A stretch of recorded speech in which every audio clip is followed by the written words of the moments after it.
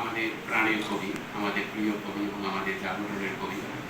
কবি আল মাহমুদের পদক বিতরণ এবং সাহিত্য আড্ডায়, সাংস্কৃতিক আড্ডায় উপস্থিত এবং যাদেরকে আজকে কবি আল মাহমুদ পদক দেওয়া হচ্ছে সবাইকে আমি আন্তরিক অভিনন্দন জানাই লালকুটি সাহিত্য পরিষদকে এবং কবি আল মাহমুদ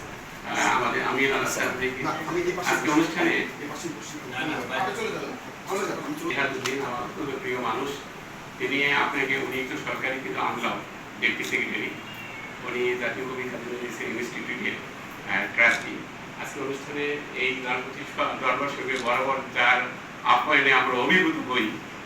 যিনি আপ্যায়ন না করে আমাদের কখনো বিদায় দেন না, অত্যন্ত শ্রদ্ধাভাজন মানুষ প্রফেসর ডক্টর হাসনুল হানি ভাই, তিনি আজকে অনুষ্ঠানে সভাপতিত্ব করছেন, আজকে পদক পাচ্ছেন আমার প্রিয় মানুষ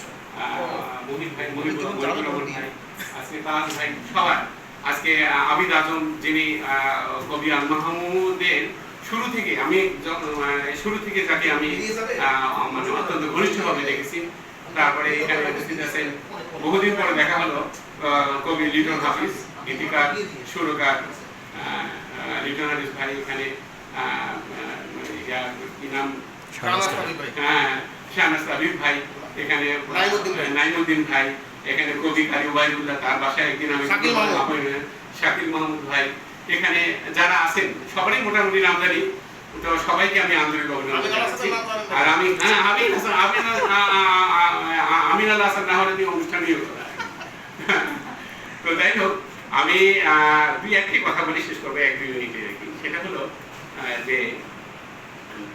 আমাদের এই ভূখণ্ডের জাতীয় জাগরণে যে কজন কবি এসেছেন, মানে জাতীয় জাগরণের জন্য যে কজন কবি এসেছেন,